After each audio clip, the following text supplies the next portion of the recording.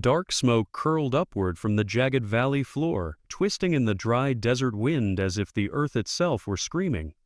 In the chasm below, 381 Navy SEAL clung to the rocks, pinned down by an enemy force that outnumbered them 20-1. The air was thick with dust and blood, with a metallic sting of fear clinging to every shallow breath. Ammunition was dwindling, water was scarce, and hope was slipping into silence.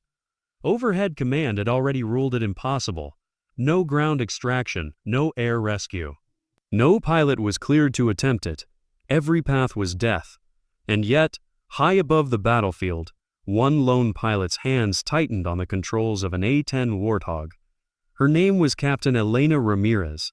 The others in the command tent dismissed her voice when she volunteered. They told her it was suicide, that rules existed for a reason, that she would not only be throwing away her own life, but risking the exposure of others. She listened in silence, not arguing, not pleading. She didn't need to. The fire already burning inside her was louder than their doubts. Her silence wasn't surrender, it was defiance. Elena was no stranger to the quiet weight of underestimation. She bore scars no one could see, ones pressed deep into the marrow of her being. Years earlier, she had returned from a mission where her wingman never came home, where she had been ordered to stand down instead of pressing forward. She carried the echo of that moment like a stone in her chest, a voice whispering that she had obeyed when she should have fought, that she had lived because someone else died. She never said it aloud, but every night, when the desert winds rattled the hangar doors, she could still hear the unanswered radio call of her fallen comrade. So when the situation unfolded in the valley, when 381 SEALs sent up desperate signals that command was already writing off as casualties, Elena knew what silence had cost her before, and she would not let silence write their ending now. The men in the command center laughed bitterly when she stood from her seat, helmet under her arm, and walked toward the flight line.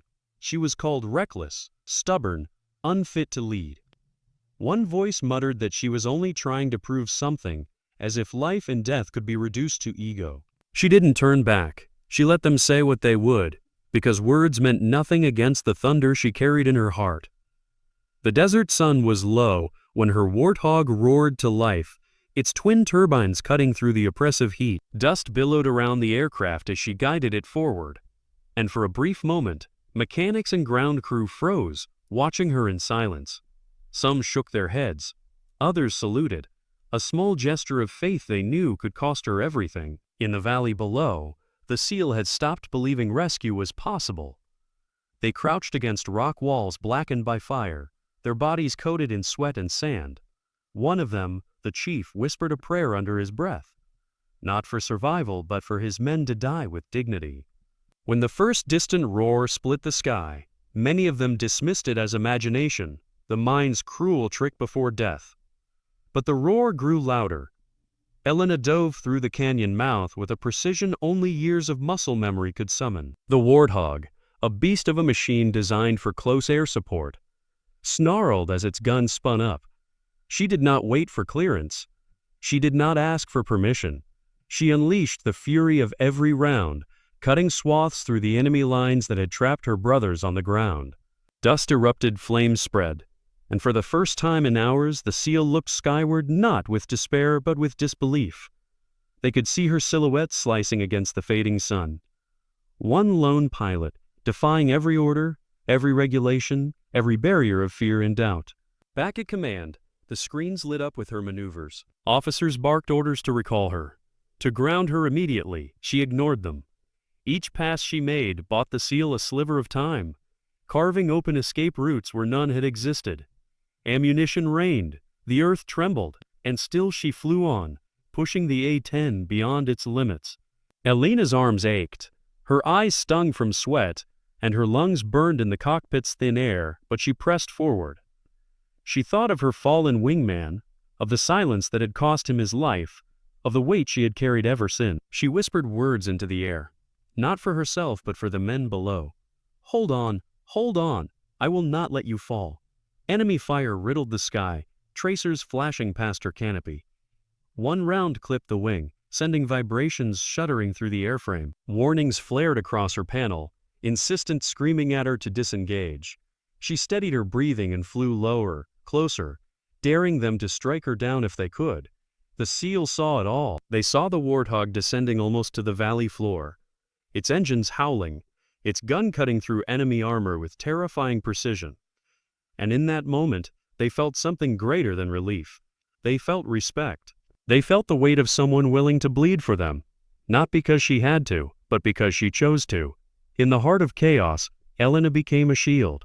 Hours bled together. She circled again and again, until the last of the SEAL began to move. In twos and threes, they slipped through the gaps she had carved, stumbling toward extraction points that command had already abandoned as lost. She stayed above them, her aircraft coughing smoke, her body trembling with exhaustion. She flew not for orders, not for medals, but for the sacred bond that lived between those who carried the burden of war. When the last SEAL cleared the valley, when the echo of gunfire faded into the wind, Elena guided her crippled A-10 back toward base. The aircraft was battered, riddled with holes, one engine barely holding. She landed hard, metal groaning, sparks hissing against the tarmac.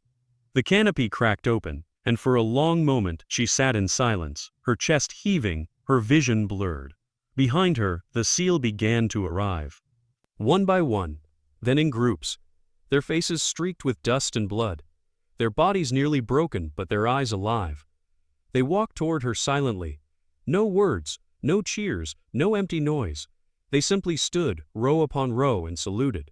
Command fell silent. Those who had doubted, those who had dismissed her, those who had mocked her resolve, all of them stood witness to something they could not erase.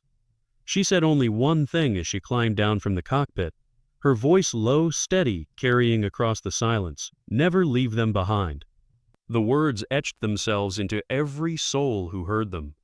They were not shouted, not proclaimed, but lived, seared into the memory of those 381 men who owed their lives to the woman who refused to let silence write their fate. That night, under the vast desert sky, Elena sat alone by the hangar, her body aching, her mind replaying every pass, every near miss, every face she had saved. The weight of loss she had carried for years did not vanish, but it shifted, balanced now by the knowledge that she had chosen differently this time. She had answered silence with defiance, fear with courage, doubt with action. In the years to come, stories would twist, records would dispute, and official accounts would bury the risk she had taken under layers of procedure and redacted reports. But the men who had lived would not forget. They would tell their sons, and their sons would tell theirs, of the day one pilot risked everything to bring them home. And somewhere, in the quiet spaces where honor lives, her name would remain unshakable. Her silence had been her shield. Her courage had been her weapon. Her legacy was not written in medals or records, but in the lives she saved and the respect she commanded without asking. Because in a world where orders had abandoned them, one woman had chosen to stay.